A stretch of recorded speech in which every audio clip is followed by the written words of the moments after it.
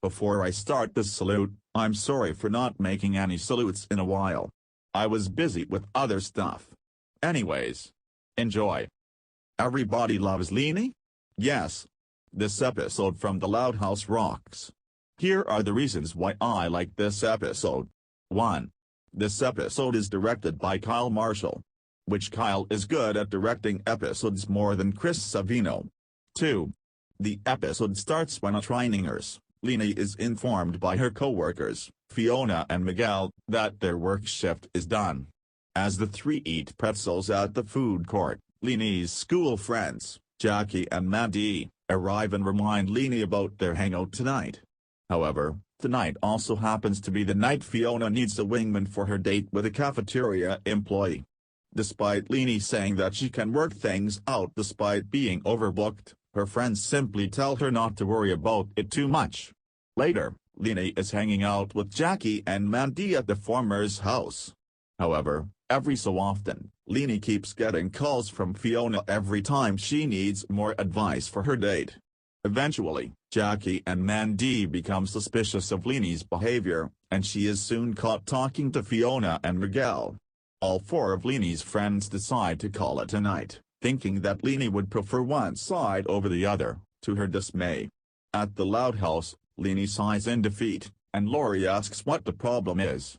When Leni explains that she wants to get her work friends and school friends to get along, Lincoln arrives and says that the best way to do that is by having them spend time together, since it worked out for him when he wanted Clyde, Liam, Zach, and Rusty to get along. Taking his advice, Leni invites Fiona, Miguel, Jackie, and Mandy for a party in the house's basement.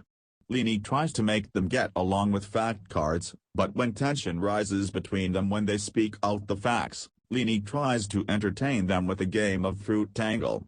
As they play, the four friends start to throw shade at each other, and it eventually boils up to the point where they decide to leave, as they can't stand each other. The next day, Fiona and Miguel are at the clothing store for a big sale, but at the same time, Jackie and Mandy are there as well. Not wanting to deal with each other anymore, they decide to make Leni settle the dispute once and for all, either them or us, but they discover that she is not with any of them. Leni is revealed to be at home, sulkily watching TV while binging on pudding. Leni's phone rings and she answers it. Her friends ask her where she is, and Leni says that she's staying home because she can't make them all happy without having to upset half of them, and her friends begin to feel guilty about what they have done. Upon hanging up, Lincoln and Lori, who have overheard her conversation, tell Leni that she must march up to her friends and knock some sense into them. When Leni decides to do so, she opens the front door and discovers her friends standing there.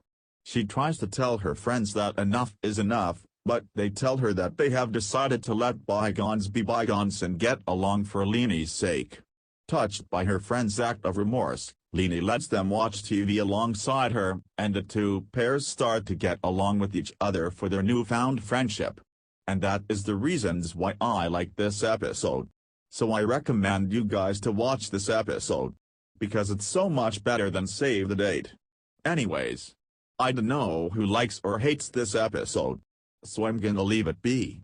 Everybody loves Leni rocks. And so does Game Boys. The sweet spot sucks. End of salute.